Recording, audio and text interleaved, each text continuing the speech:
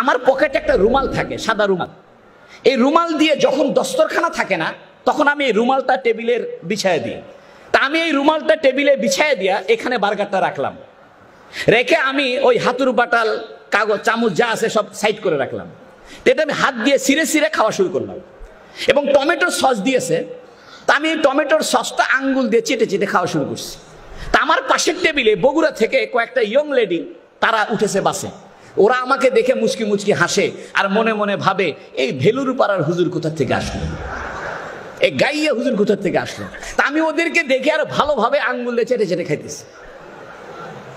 এরপরে এক পর্যায়ে আমি যখন তারা হাসাহাসি করতেছে আমাকে দেখে, আমি ওই মেয়েদের সামনে গেলাম, যাই বললাম, excuse me madam, I talk to about English, you know English.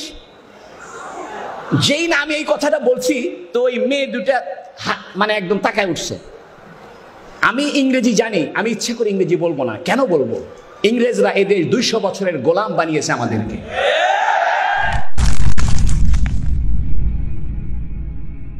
আমি মেয়ে দুটাকে বললাম এক্সকিউজ মি। তো যখন আমি বলছি আর কিছু বলতেছে না, তাই আমি বললাম, ম্যাডাম মনে কিছু করবেন না, আমি একজনের প্রেমে পড়েছি, তাই আমার এই অবস্থা।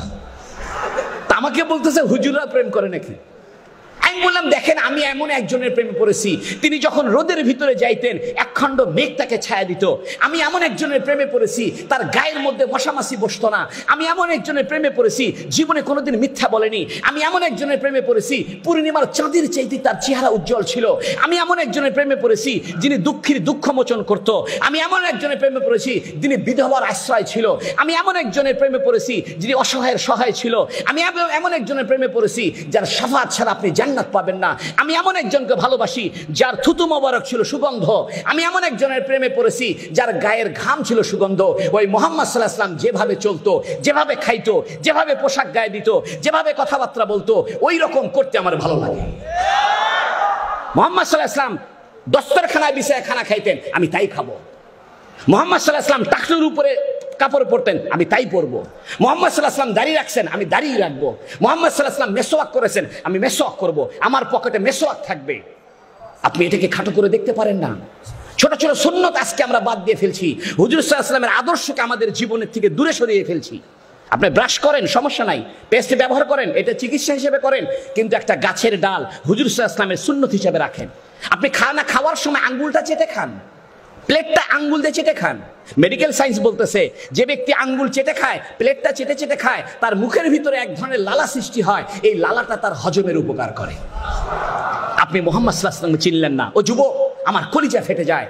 তুমি কিডসকে চিনলা, বাইরনকে চিনলা, হুমায়ুন আহমেদকে চিনলা, আইয়ুব বাচ্চুকে চিনলা, গোটা দুনিয়ার সমস্ত তোমার সেলিব্রিটিদের চিনলা। পৃথিবীর সবচেয়ে সেলিব্রিটি, পৃথিবীর একমাত্র সেলিব্রিটি মুহাম্মদুর রাসূলুল্লাহ সাল্লাল্লাহু আলাইহি ওয়াসাল্লাম। আমি তোমাদেরকে উদাত্ত আহ্বান জানাবো, মুহাম্মদ সাল্লাল্লাহু আলাইহি ওয়াসাল্লামের সুন্নতকে আঁকড়ে ধরো। আমি আপনাদেরকে 2টা দাওয়াত দেওয়ার জন্য আসছি। 1 নম্বর দাওয়াত, কোরআনকে ধরেন। ও যুবক, কেন আপনার জন্য ইসলামী শিক্ষা প্রয়োজন? ইসলামী শিক্ষা না হলে আপনি মানুষ থাকবেন না। ইসলামী শিক্ষা না হলে আপনি মানবতা বোধ জানবেন না। ইসলামী শিক্ষা না থাকলে আপনি মনুষ্যত্ব শিখবেন না। ইসলামী শিক্ষা না থাকলে আপনার পরিবার ব্যবস্থা ঠিক থাকবে না। ইসলামী শিক্ষা না থাকলে আপনার সন্তান অমানুষ হবে। ইসলামী শিক্ষা না থাকলে বোনের সঙ্গে আপনার সম্পর্ক ছিন্ন হবে। ইসলাম থাকলে আপনি বোনকে সম্পত্তির ভাগ দিবেন।